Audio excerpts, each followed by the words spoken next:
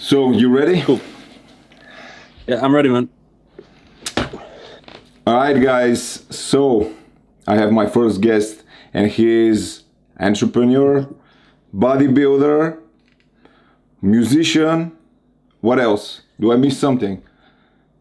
A little bit crazy. A little bit crazy. Also a father. Yeah, Okay. And father, family man. Yeah, I think you nailed it. I was, also did aerospace engineering.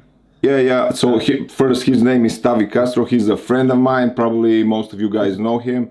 And when you mentioned aerospace engineering, what does that exactly mean? You mean that you're building rockets, or you're building? Because exactly, actually. So I came to Europe as a soccer player. Actually, that's how I came here when I was 14 years old. In 2015, 14, 15. So I'm 30 years old now. I couldn't get my work permit because I didn't have a European passport at that time. So I ended up going to school, and I really wanted to do engineering.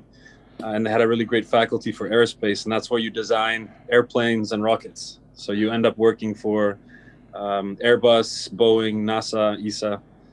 So it's literally rocket science. so, so why don't you go to work for Elon Musk and SpaceX? Can you do that? I mean, That was actually one of the things in our when you finished your bachelor, you could do an internship or a master that would eventually lead to SpaceX. So it would have been one of the options if I continued my master's degree. I got my bachelor, but then after I got my bachelor's degree, I decided to take 1 year off to see how my business would do, body engineers. And I blew up on social media that year, and I just haven't gone back. And that was like 7 years ago now. So so by the way, how did you decide to start this business? yeah, so I was a soccer player, football player. And how good were you on in soccer? I was playing in the championship at youth clubs and the Eredivisie youth clubs. So Vitesse, Okay. Arnhem. So quite Yeah. high level, especially for a Canadian kid. Yeah. I come from Canada, so it was. I mean, now you see like the super player Alphonso Davies playing for Bayern Munich. He's exactly from my city in Canada. He actually had the same problem. He came over to Europe when he was 16. Couldn't get his work permit. He went back to Canada, but Canada and America now, the MLS compared to what it was like 10 years ago, is at least competitive. So he kept his quality, and then he came back, and now he's a superstar. So you mean that I didn't have that option. excuse me. So you mean that MLS is worse now? Because I thought No, it's better. It's better. It's better, yeah, because Zlatan better. was playing for MLS. A lot of European Yeah. superstars are going to MLS, probably also because the salaries are higher and the competitive level is a bit lower than Europe, right? It's a bit lower, but what I meant to say was, I had to make a decision when I was 17, 18. I could go back to Canada or to America to play in the MLS or do an NCAA scholarship. But I knew that the level was low, and that would lead to, a bad future financially. So I decided to go to school. Whereas now, like Alphonso Davies going back to Canada to maintain his quality, that is an option now because he was only 16, 17, right? And then he went back to Bayern Munich last year and a half ago, 2 years ago. And now he's a superstar. But I didn't have that option, so I decided to go to school. But going from training twice a day, football, to nothing, sitting in a classroom for 8-9 hours a day. And then I was working on the weekend as a DJ. That's how I was paying my bills. I just became seriously out of shape, skinny, fat, insecure. I was really like a nerd, so no attention from girls, no time for even a social life. So I really needed to get myself feeling good again. And that's how I started training. So in university, I started to bodybuild. At what age did you start training? So you were in college, right?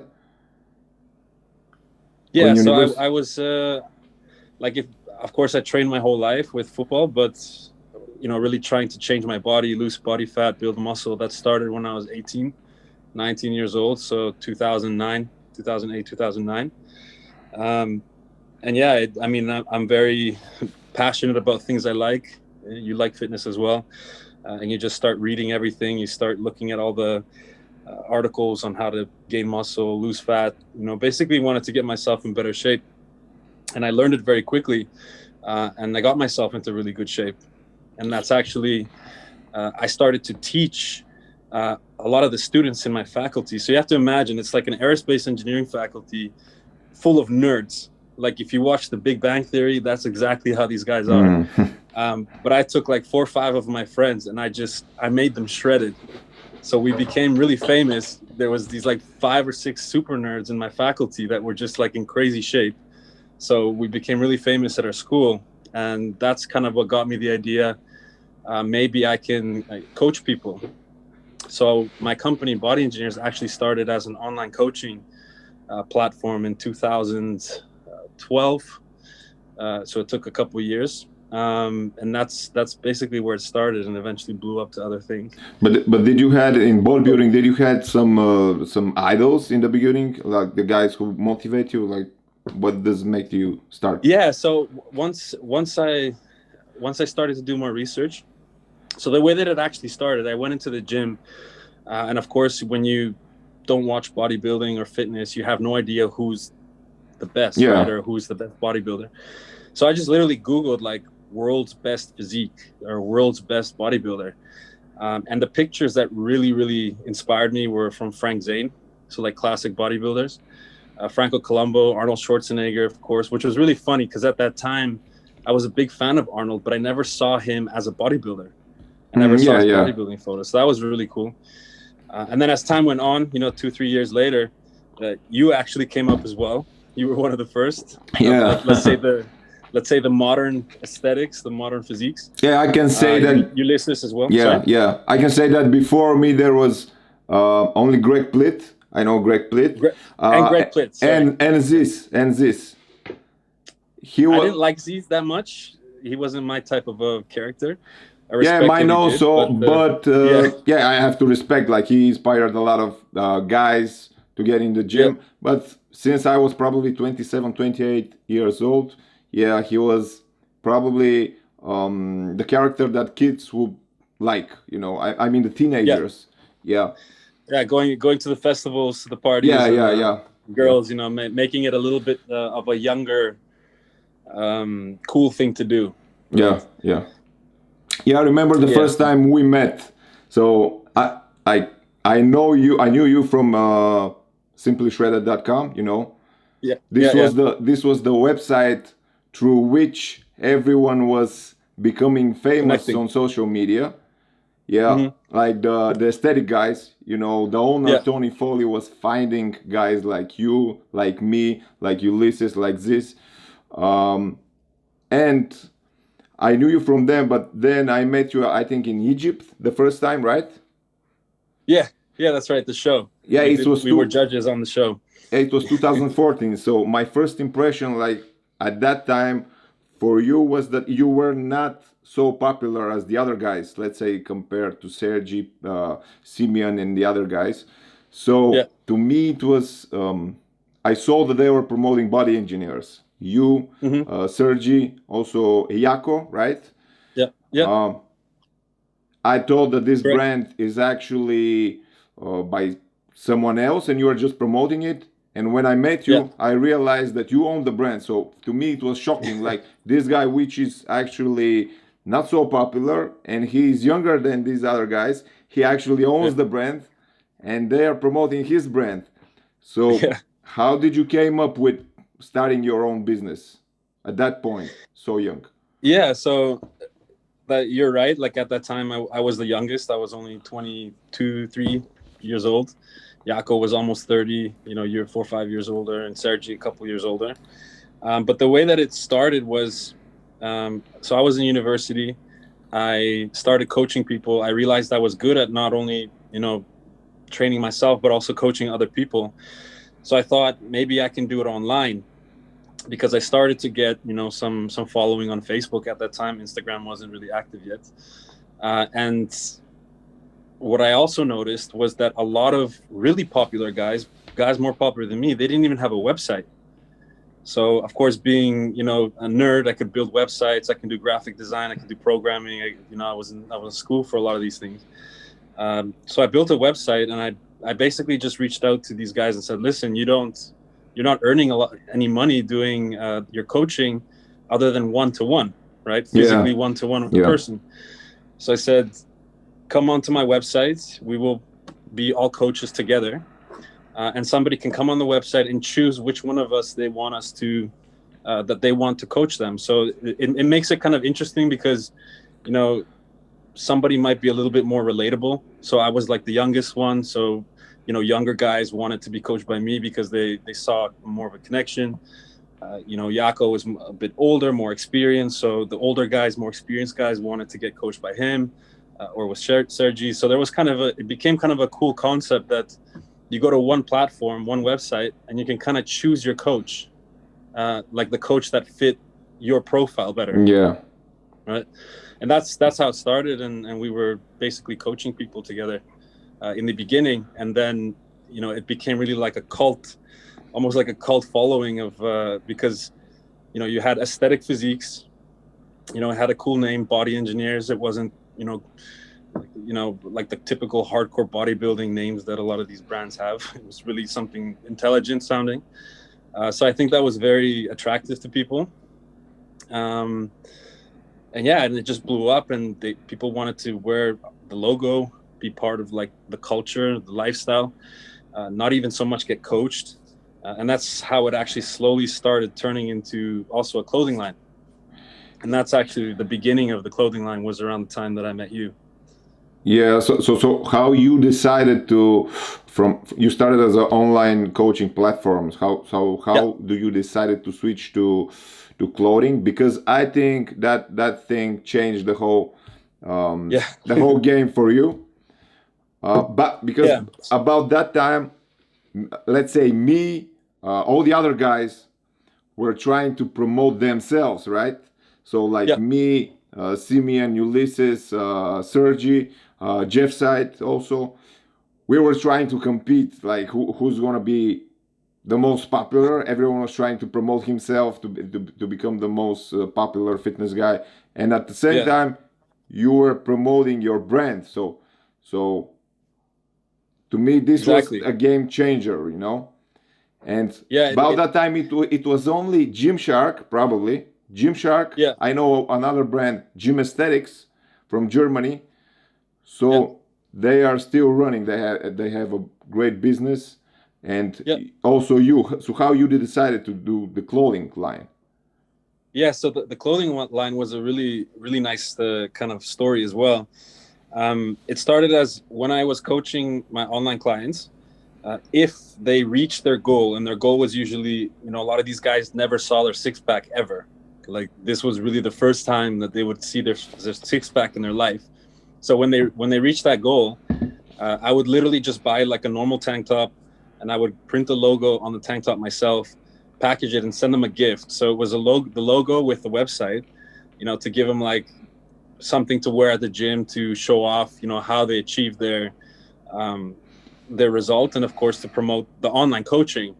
But once people started to see the logo on tank tops, and they of course were following our pictures, following our lifestyle, people started to ask me for the tank tops, to buy the tank tops. And I was like, well, I'm not even making money off them. I'm just giving them away as a gift to the clients that achieve their goals. So that started to really trigger me and think, okay, maybe I need to make some more tank tops. So I literally printed these shirts myself, made them myself, and then started to sell them for like no profit. I was just really happy that people wanted to wear my logo with my website.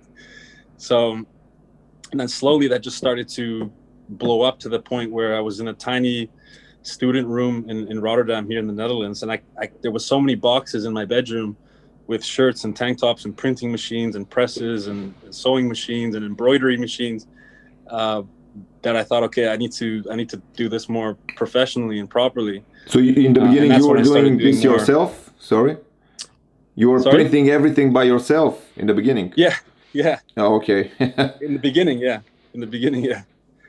So I couldn't even go to the bathroom because I had to move boxes out of the way to get in my bathroom. It was pretty crazy. So that just started to snowball so fast that I thought, okay, I need to do this more professionally. And that's when I started learning Adobe Illustrator, how factories work, because I was getting tired of making the stuff myself. I just wanted to make a design, get it made somewhere else for a good price. I started obviously saving money to be able to invest in something like that. And that's how it went, just step by step. You know, took 200 euros worth of shirts, turned it into 400 euros, turned that into 1,000 euros, turned that into 10,000 euros. And, you know, in our second year, we already did 4.5 million euros. So it was a pretty quick escalation. Yeah, I think in these so-called gym brands, Body Engineers, let's say Gymshark, and a couple of other brands, not more than 5 brands, were the only ones that made it big, right? Because I think it's all about timing. Yes, and it's also about uniqueness and good marketing, because there's obviously a lot of sports brands. There's Nike, there's Adidas, there's Jordan, there's Puma. You know, why would somebody choose to buy our clothing versus theirs? So you really have to know, like, what is the quality, what do people want. But I think the most important thing is also when it comes to clothes, a lot of people are really linked to the story behind what it represents, right? So Body Engineers is really, you know, my life story, but also all the athletes that have been involved. So everybody buys it wanting one day to be part of this team, you know, because we have a team of athletes that are posting pictures, getting paid anywhere from 1,000 to 10,000 euros a month to make photos wearing our clothes, traveling the world. It's a dream job, basically. So it's like wanting to play for Barcelona one day as a soccer player, a football player. I think for a lot of people in the fitness industry, they strive to be a sponsored athlete with Body Engineers or Gymshark or whatever, because they do what they love and they get paid for it. So once that started to come out, it became a very strong market, and we positioned ourselves good. Our designs are also very unique as well. So I think that helped to make sure we stayed stable and growing and alive the last 6-7 years. Yeah, so how do you see social media now compared to when we started? Because I think it's a lot more different at the moment. I see younger generation, they are trying to be influencers. And when we started, this word didn't even existed. I don't think that someone was calling me influencer or you. People didn't even knew that the guys that were promoting clothes are actually getting paid. I didn't know that. I'm pretty sure about that. So it was working a lot better for some reason, maybe for these reasons. So how do you see the social media now compared to back then? Well, I think you said it. You answered the question a little bit yourself. Like, back then, social media was a lot more organic. It was a lot more. You weren't assuming people were getting paid to do the things they were doing on social media, and that made it easier for people to follow you and to like your photos and to engage with you. Now, of course, if everybody knows that influencers are getting paid a ton of money to travel, to be at resorts, to wear clothes, to whatever, and that makes it harder for followers to feel a connection with influencers, I think, and that's really damaged the organic feeling of social media. But also, you can't forget the fact that back then, you know, Facebook, Instagram in the very beginning had chronological timelines. Right. So you posted, you were at the top. Yeah. And then this whole thing with algorithms started to come in, where Facebook was going, okay, you have 1 million followers. We were letting all of them see your content before, but now we're going to show it only to 20%. And if you want to show the content to 100%, you need to pay us. Yeah. So that's also hurt, you know, let's say the ability for somebody to become social media famous now is far more difficult.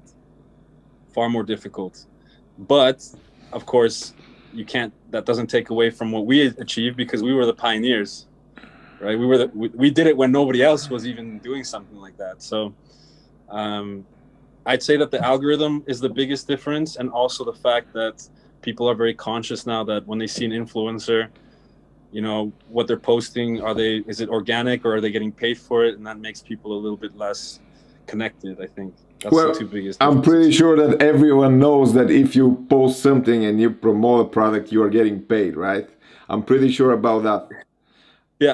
But do you I mean, like? the only way around that is if what you're promoting is like your company. Yeah. Right? Sure. That helps. Yeah.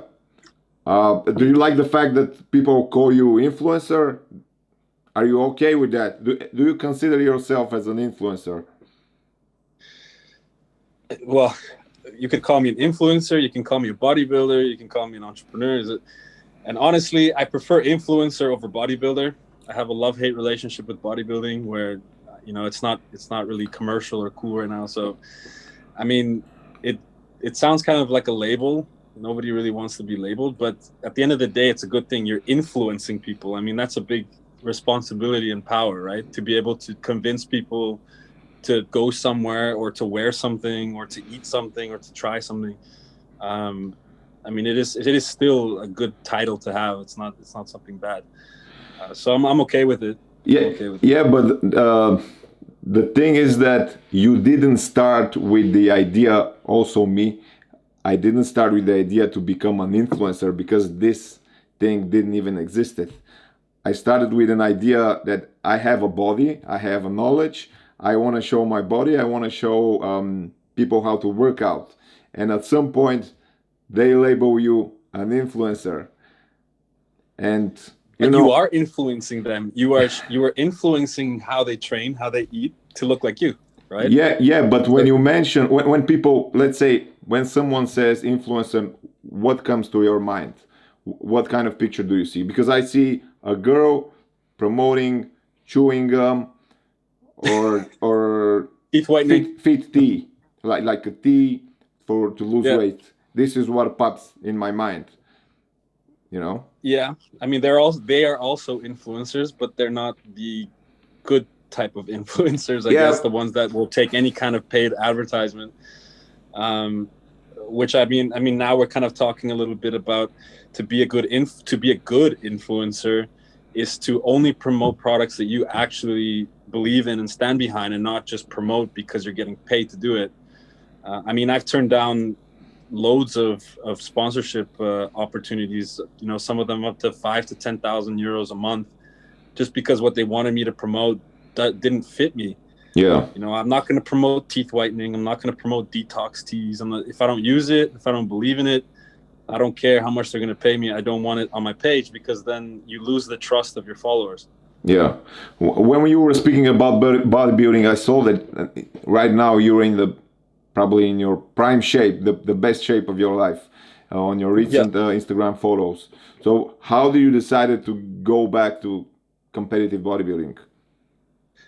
Yeah, so it kind of started already a little bit 3 years ago, 4 years ago. That's when they finally came out with this new category called classic physique, where they basically, for your height, they limit how heavy you're allowed to be.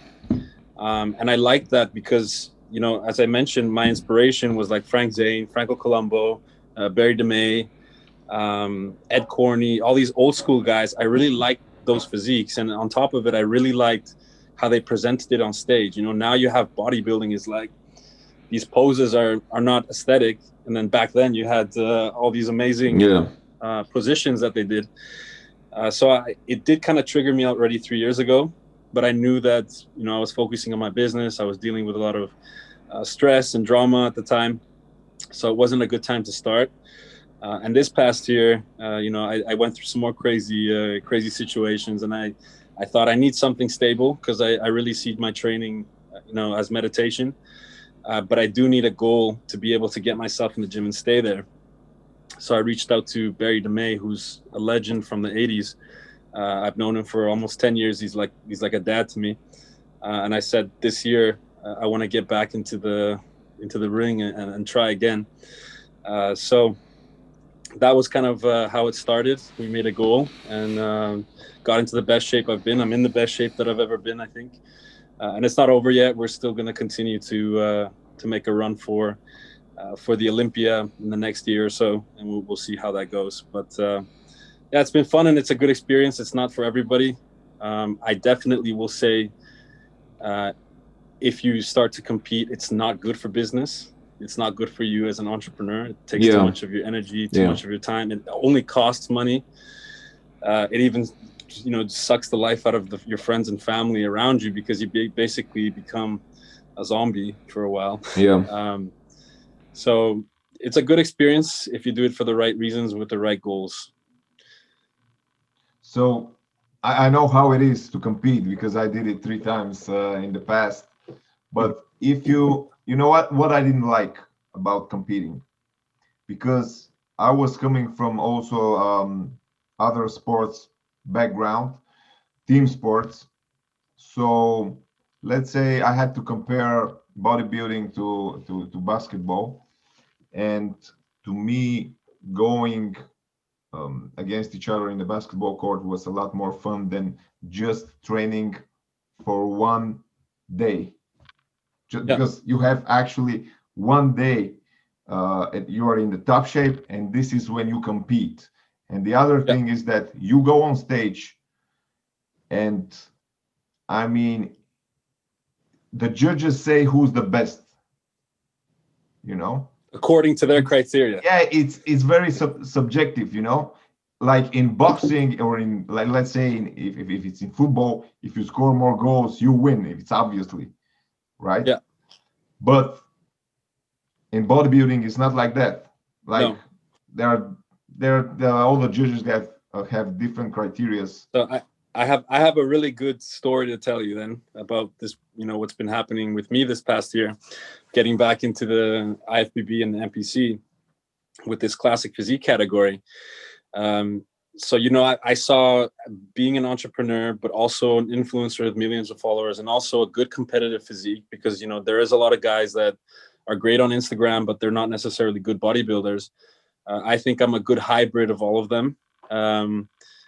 And what I saw with the judging, like, for example, I did these classic physique shows, and I didn't find out till the third show that they weren't even judging the posing routine, which is supposed to be what classic is, right? Yeah.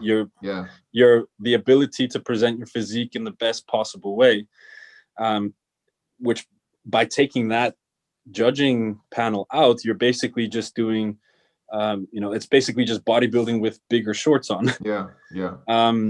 And then, of course, you get into the whole discussion, especially in this category, what is classic? So Barry DeMay, being my coach and mentor, he is like the embodiment of classic. In 1988 Mr. Olympia, he looked incredible. And as a European, he came third place. And he's super famous. And he ended up... I know him. Like I met him.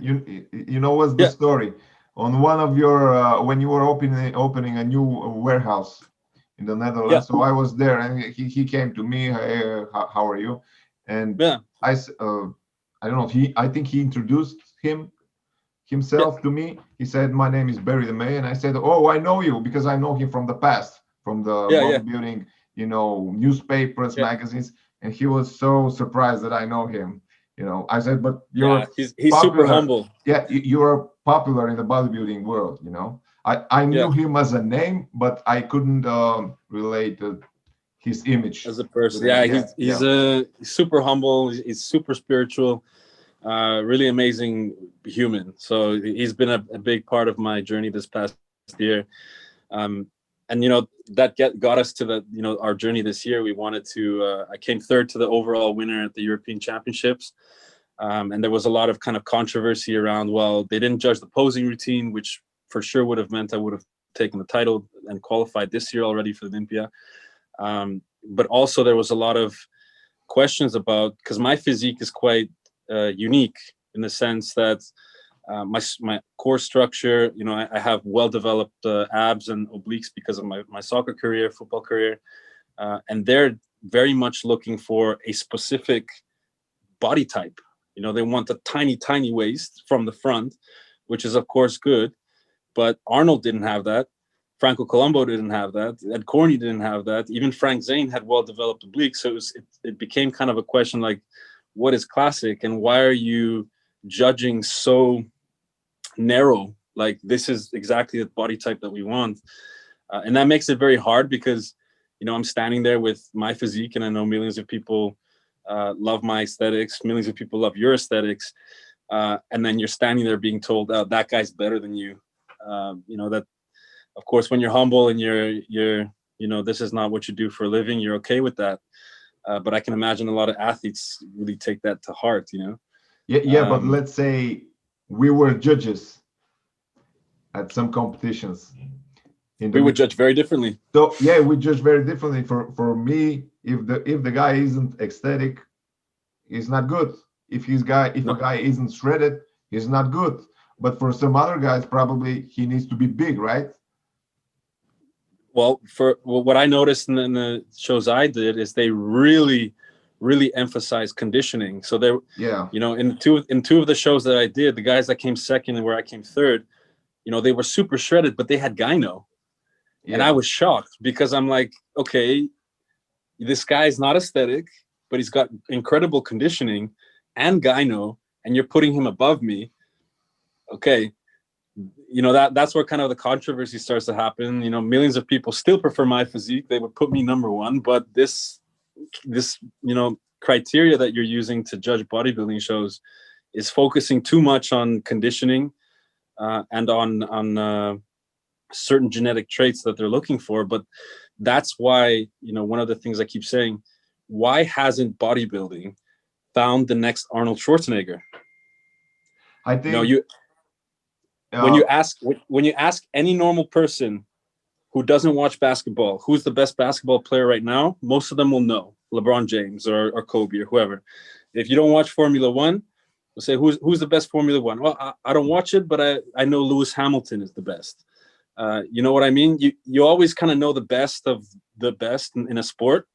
When you ask somebody who's the current Mr. Olympia, they don't know. They say Arnold. No. So, I think some people know Ronnie Coleman. He was the last one, probably. Yeah, but still, knew. Ronnie Coleman. Then it was Phil Heath. Then it was Sean Roden. Then it was Brandon Curry. And nobody knows any of them. So it's very obvious that bodybuilding is going the wrong direction in the sense that they're choosing physiques to become the champions that are not actually commercial or actually being, rewarded or appreciated by normal people. Well, what I think is that bodybuilding should be made more attractive to watch. Because let's say now, if you put on posing routine. No. I mean, these guys, bodybuilders, they should do some activity on stage. I mean, they should compete in something on stage. Like something like CrossFit, for example. But they need to.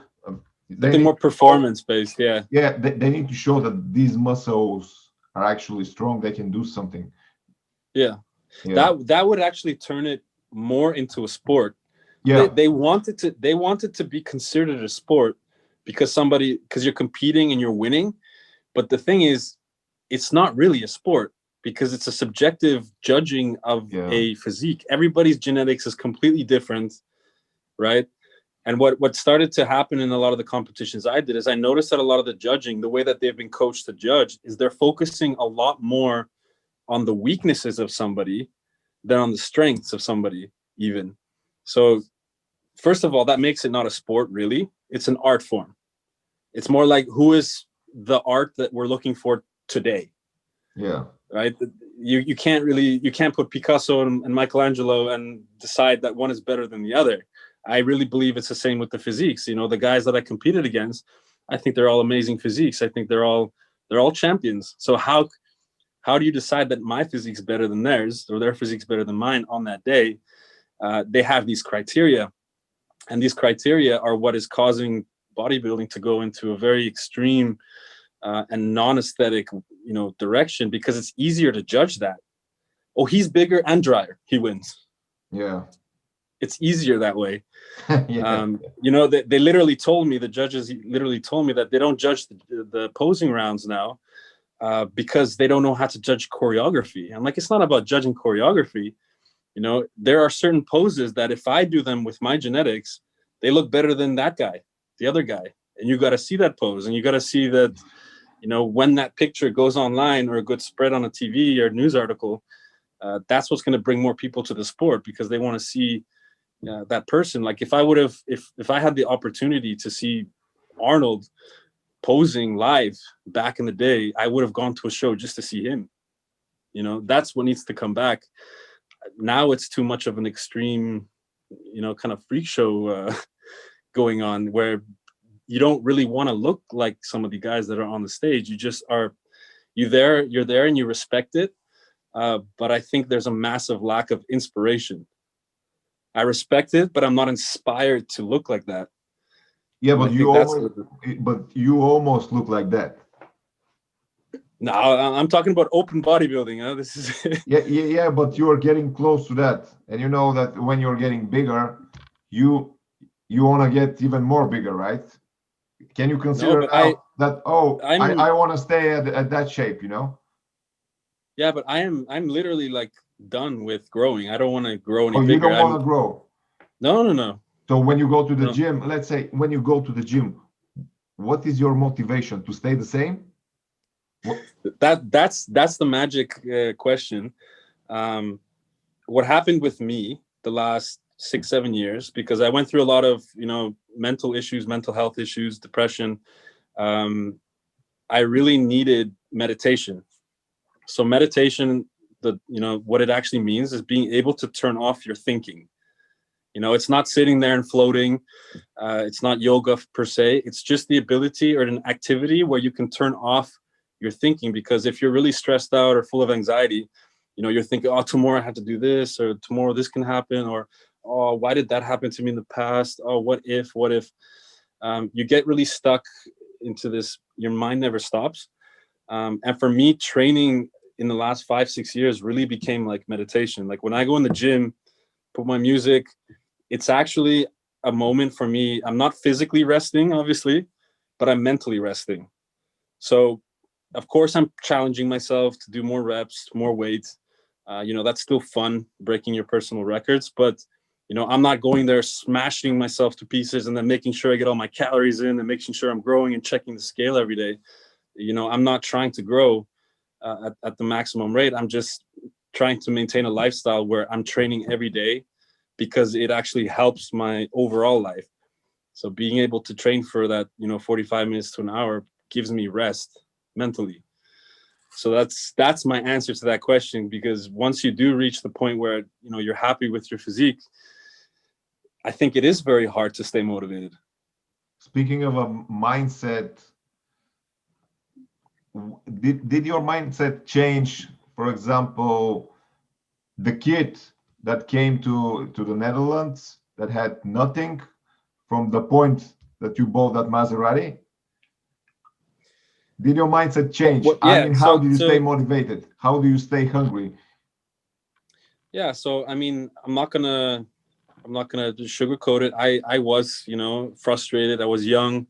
I was dealing with ego, wanting to be more, because I wasn't secure. I was not popular, because I didn't have a social life. And since I was 14 years old, I haven't been home.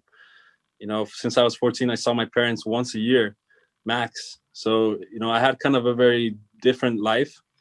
And I went through the entire phases. Like I worked my ass off. I was really always very motivated, very headstrong.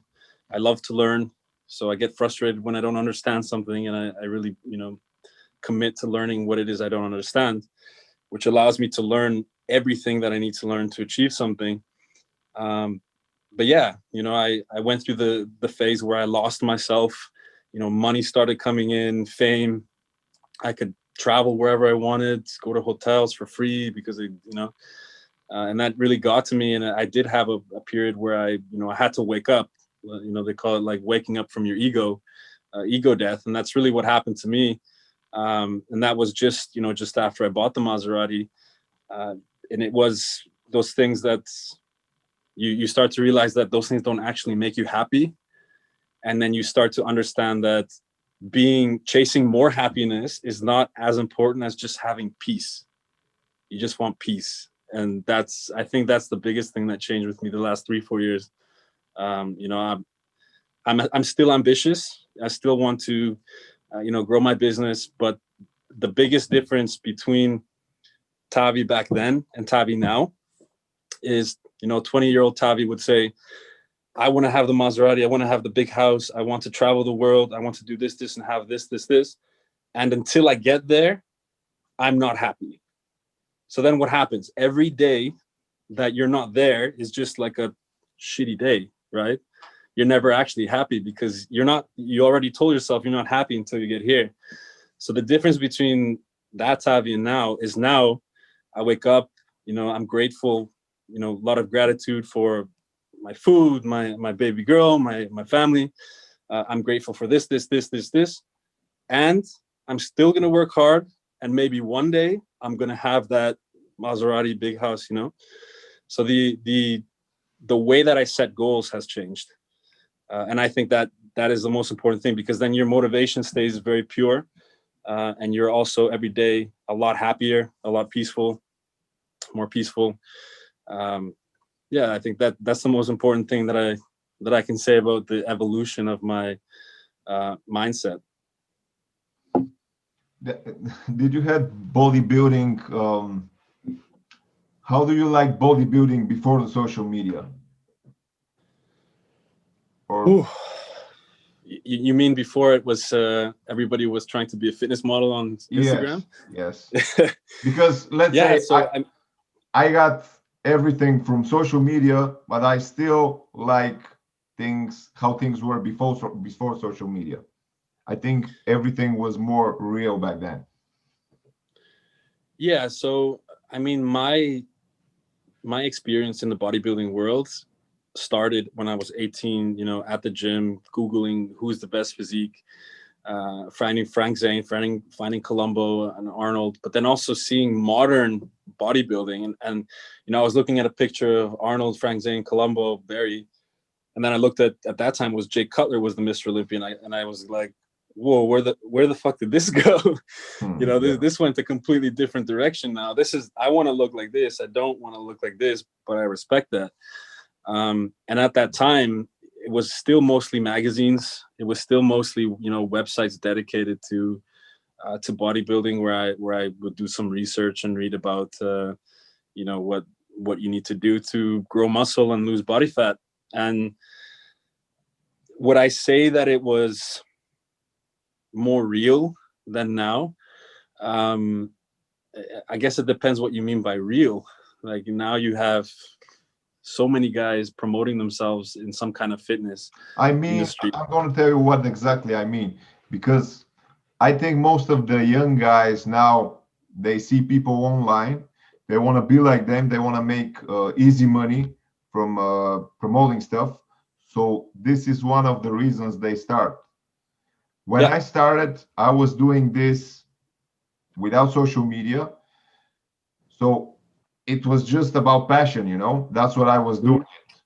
I would still do it without social media if I don't have a platform that I will show my body, because this thing makes me happy. So this is what I mean by things were more real back then. Because now I feel that everyone does it because of the social media. They want to get people's attention.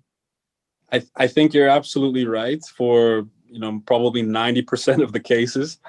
But of course, there's still, I think most guys that are at the top, they just really love to train. Obviously, me, you, the guys from our era when we started 8-9 years ago, we all started without social media and being paid to post stuff. So it starts off that way. And of course, it life changes, social media changes, and you have to kind of evolve. Do I think that there's fitness influencers that would just stop training if social media was to be deleted? Probably quite a few. 90% will stop training. Yeah, probably. But that's why, it's for me, for my case, like I said, it's a meditation for me. So delete Instagram, delete whatever. I'm still going to go to the gym because it helps me to calm down my mind. So for me, it's like a medicine. And if I don't take pictures of my physique, then whatever, it's not a big deal for me. I started to compete again, also for myself. So I'm not, I'm not going to get down if I don't win competitions or whatever. I'm just using it as, by competing, I have a goal, and that means I'm going to train every single day, which means I know I'm going to be getting my rest, my meditation in. Do you have a period where you just lay back and said, okay, I made it, I went so far, now I can relax? Yeah. So, the way that I went with me in summary, I was in school, launched Body Engineers 2012. It was also the year I did Muscle Mania. So I did 3 competitions. I won them all back to back. Didn't like the process of competing.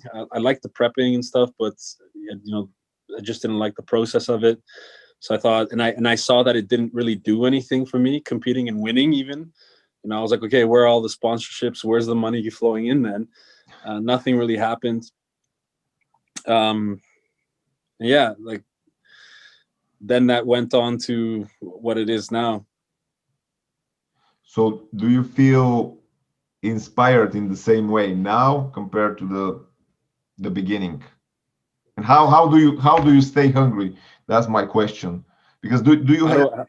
any secret that you use? Because let's say for me, I was always creating a competition in my mind. Let's say Yeah, I need to. the Michael Jordan tactic. Yeah, yes, I was always doing this in the past. Yeah, I So, mean, yeah. I think you can learn to be motivated. I really believe that. Um, like I said, there are certain types of motivation that are purer and more long lasting. So for me, seeing training as a meditation is like a long lasting reason to go to the gym, right? To give you an example of what's not long lasting, let's say I'm insecure, not looking good, and I really want to get a girl. There's a girl I really like. I want to impress her. I get in shape, I look amazing, and I get the girl. And then I'm dating her for 1 or 2 years, then I stop training. I got the girl, so my motivation's gone, right? So your motivation, I think, always kind of evolves, and your ability to stay hungry is very dependent on how you challenge yourself. So, meditation for me is the most stable motivation to continue training forever. And then, of course, this year, competing again added an extra layer of hunger to it, right? So I trained to meditate, but then I also trained because, hey, I gotta step on stage in 1 or 2 months. So you can even combine your sources of motivation. A lot of my motivation also does come now from the fact that I inspire so many people and teach so many people through my posts and through my online coaching and things like that. I think it's just trying to find the most stable source of motivation as your foundation, and then always have something to challenge yourself with. So, like I said, for me, it's meditation. That means that I will always train. Don't care how I look. It's something from my mind. And anything else, to add a little bit of extra hunger is just extra icing on the cake.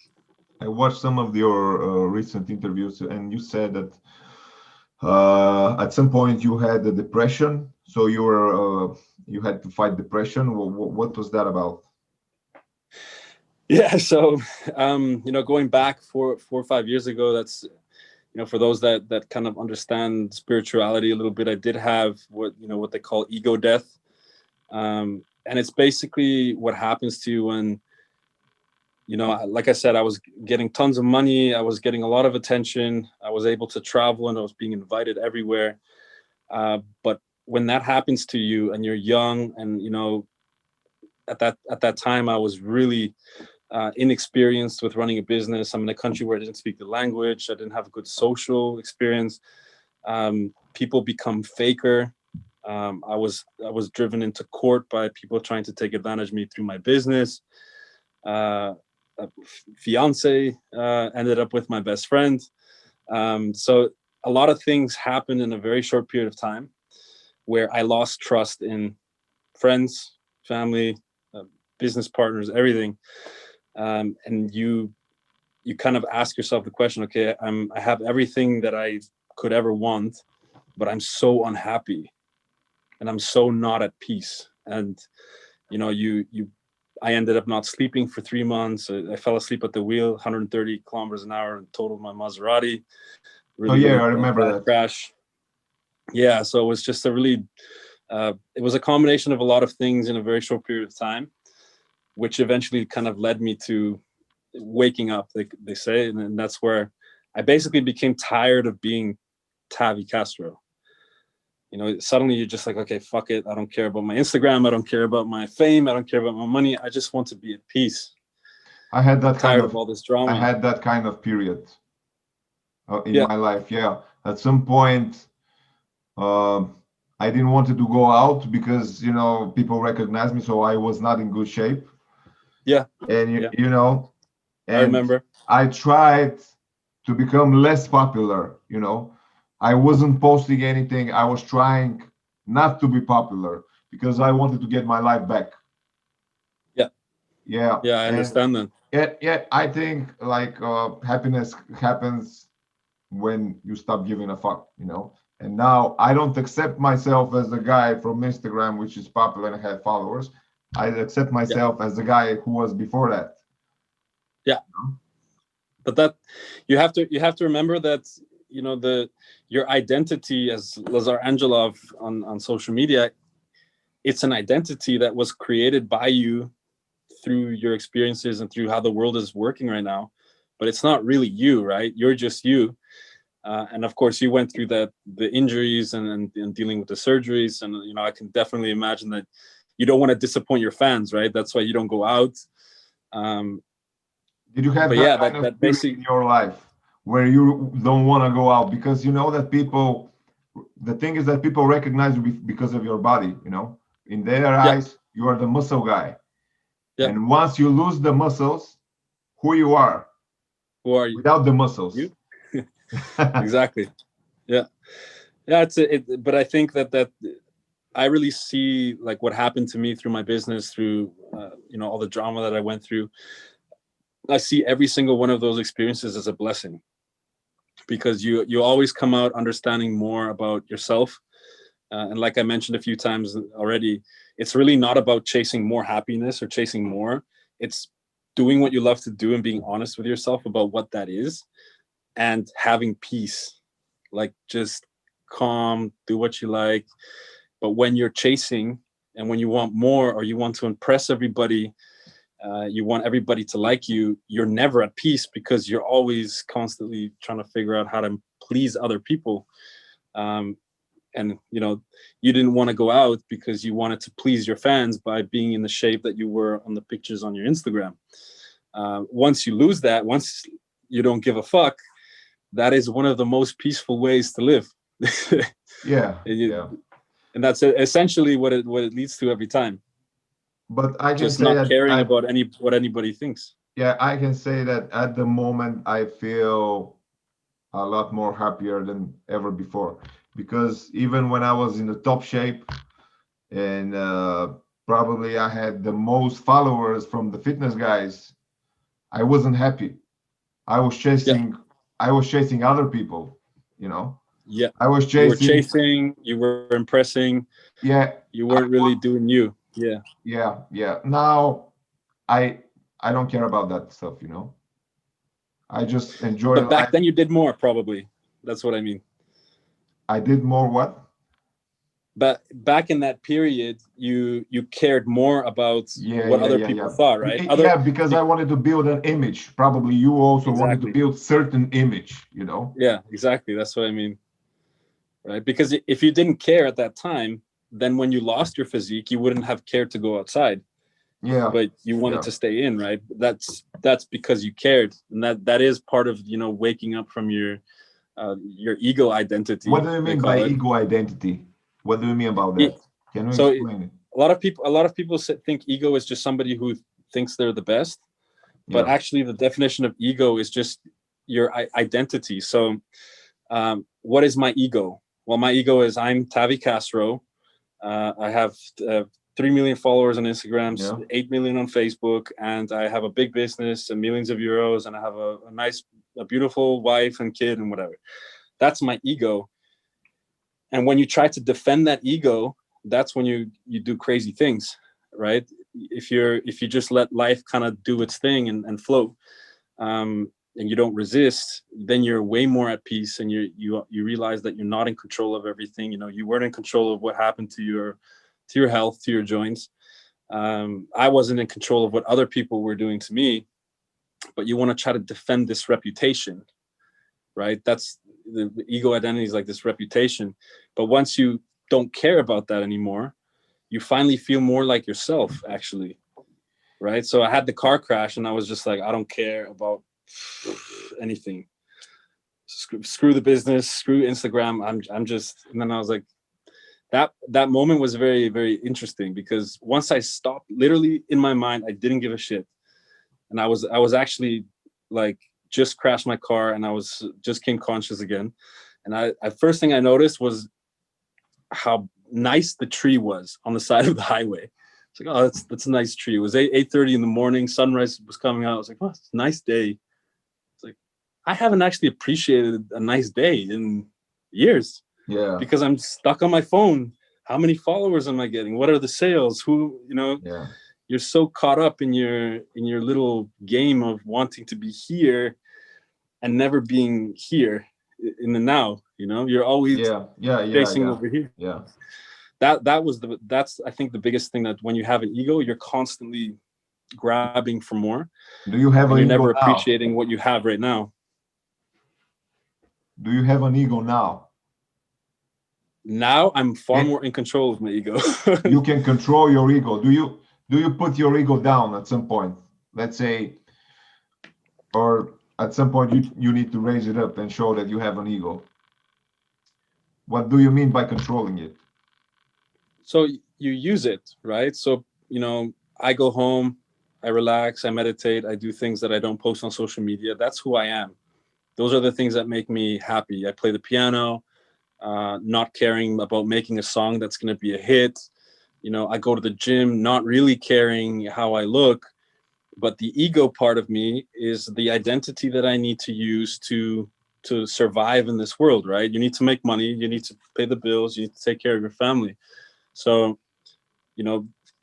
Tavi Castro as a brand is my identity, and that's what I use to, run my business, to promote myself, promote my products, things like that. So when somebody tries to attack you, tries to ruin my reputation,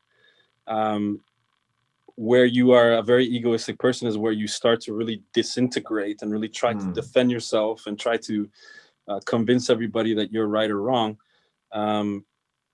I don't do that. I've been attacked on social media for all kinds of crazy things and crazy people. Never responded, because I know who I am, and the people that know me know who I am.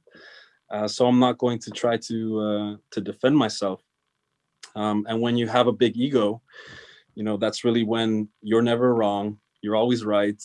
You know better. You kind of have a much more difficult disposition to be a good person. And it's also more difficult to be happy and at peace. Yeah. When you mentioned that your fiance ran away with your best friend, you mean Sandra? Yep. But what happened there? I haven't. This is one of the things I never responded to. So you're Okay, getting now is the time. You're getting the you're getting the first tidbits of that. Yeah. So that was essentially 4 or 5 years ago, and the crazy part about that is she ended up uploading some crazy video accusing me of stealing. Yeah, I remember. Stealing the dog. It was my dog. She proclaimed herself a business partner. I hired her, right? That it was my business. I hired her, so I was paying her to help me with my business. She said I kicked her out of the house and made her homeless. She has family here. It was my house. I offered her to take over the payments of the rent. She wouldn't do that, and eventually that I knew there was something going on with somebody close, because that's why she was distancing herself.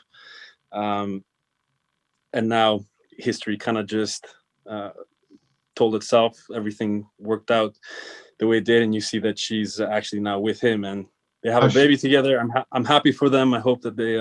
But I thought that they are together. I'm following both of them. I think they're together. Yeah, they are together. So yeah. So, but it started already when I was there.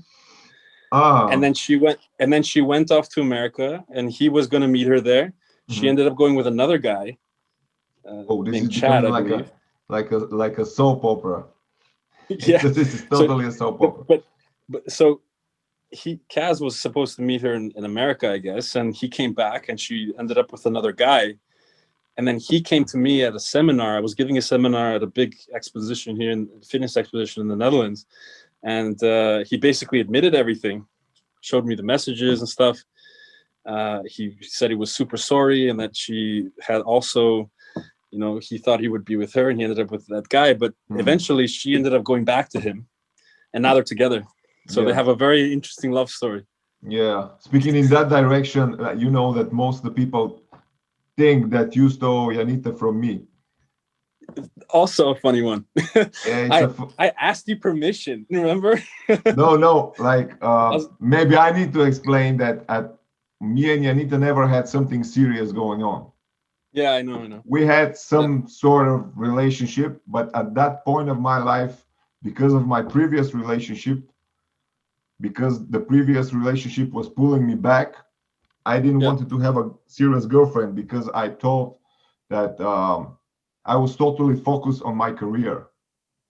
That's what I told her. So me and her, we never had a serious relationship. Yeah, I know. Yeah, she told me. Yeah, and she told me everything. Yeah, and I reached out to you. I said, hey, I think she likes me. I think I like her. I don't want to. Yeah, I remember that you asked me. But it's very hard. Like all the people think that, oh, you stole Janita from. Yeah, most of the people. There were even like people that thought that. There were even people thought that I cheated on Sandra with Janita. I don't know. It's social media, but we had so many pictures together, so even it's hard to. Even my current girlfriend, I tell her that we never had serious relationship, and she said, "But look at your pictures on Instagram. You look like a couple." Yeah, like the training videos and coming to Amsterdam together, of course.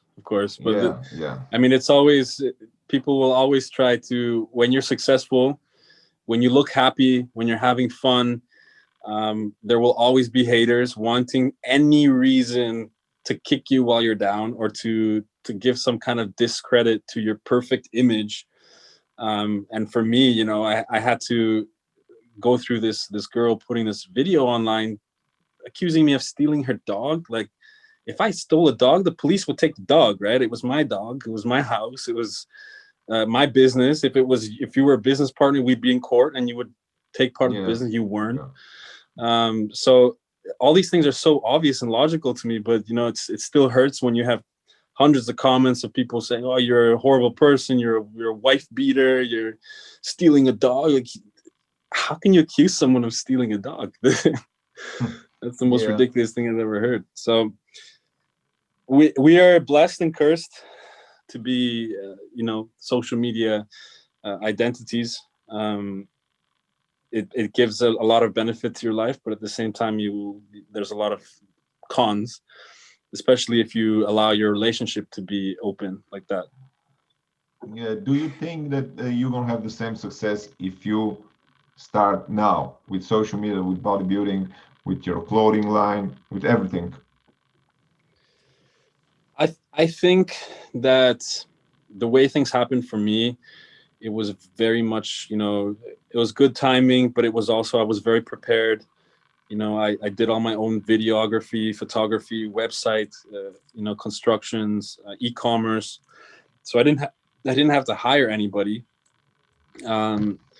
So I guess what would happen now is, obviously it wouldn't take the same form that it is now, Body Engineers or my other businesses, but I'm always prepared. So they say that good luck is actually when preparation meets opportunity.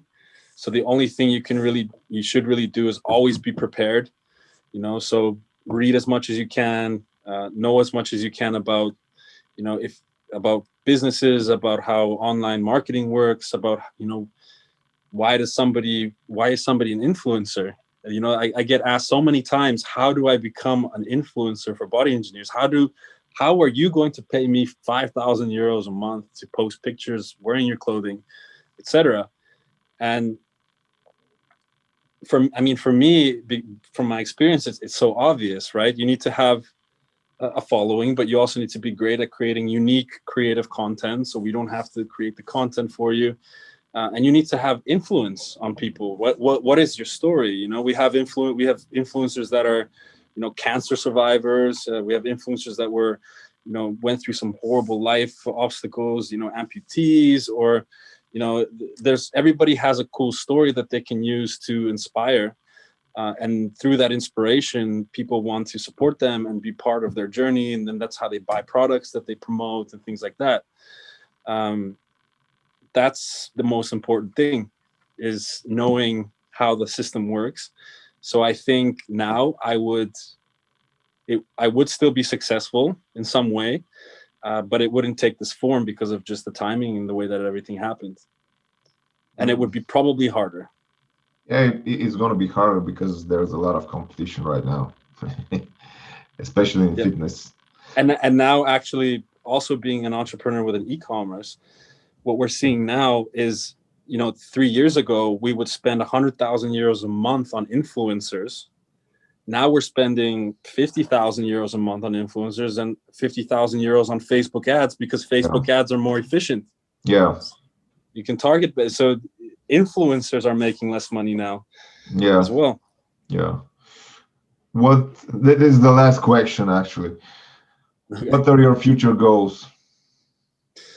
So my future goals. So right now we're actually, we just recovered from a really crazy experience this past year. We were locked down during a hostile takeover attempt by a really horrible person, which I can't even talk about because I've been forced to sign a non-disclosure agreement. You know, if you want to hide from the law and the facts, then that's what you end up having to do. That's what he wanted. So recover the company to what it was at its peak. That's priority number one. And yeah, I'd love to continue competing next year. Possibly another baby. I think. Oh, another one. Yeah, I still want a boy, if possible, or another girl. It doesn't really matter. I love it. Keep trying. You can always keep practicing, right? Yeah. So that's for me. Like, I think when my daughter was born, I didn't really know what true love was, I think, before she was born. Even with my girlfriend, once she was born, I understood it completely. And everything in your life just becomes like, you, like I mentioned, you can have a goal, like I want this, I want this, I want this. And before I get here, I'm not happy with where I am now. When you have a child, that becomes almost impossible, because you have this little baby, and of course it's difficult. You have to take care of them and be responsible. But it's like, you're so happy every day, so grateful for everything. That's really the meaning of life. You can want more success, but if you have a lifestyle that allows you to spend a lot of time with your kids, that's the biggest blessing that I can have. So to only work enough to be able to spend the max amount of time with them, I think would be my real goal. Okay, that's a good. And launch some new products with you. Yeah, by the way, there are a lot of people that were asking me what happened with For Invictus. Yeah. So with For Invictus, that also got caught in the chaos last year. So essentially, somebody tried to take the company from me. Again, I've had the unfortunate luck of having to go through that. So I was also in this whole mess without even knowing. Yeah, but it was better that you left it to my legal team. Okay. Because there was essentially everything got locked out. It was a hostile takeover attempt by a person trying to take over the company, take my shares through a very nasty method in the legal system here in the Netherlands. He failed, fortunately, but that meant that, of course, we didn't have any continuation of our sales last year, so we couldn't restock, and that's why we needed to start over now. This not start over. We started where we ended, but we need to pick up our momentum again and start launching new stock, new designs, and of course, for Invictus, we'll be back. Yeah. Hopefully in 2021, early 2021, we have. Well, I think I've got about 2 ideas. years worth of designs. We've got about Yeah. 2 years worth of designs just backed up, Yeah. waiting to come out. So Yeah. it's gonna be fun. Yeah. So at some point we can start again. Exactly. Yeah. Okay. Thank you for being my first guest in my so-called podcast. I don't know how should my I call pleasure. it. Yeah, I don't know how should I call it. I was thinking about truth hurts. Maybe Pump and truth. pump and truth. I don't know. I'll Yeah. think about it. Okay, Yeah, man. that's gotta be all you, man. This is Yeah. that's gotta be all you. Yeah. So it's a pleasure to be your first guest. Thank you. Very Thanks good. for everything. It was a pleasure for me. Thank you, my friend. We'll see you again soon here in the Netherlands, right? Yeah. See you. Awesome. Take care. Take care.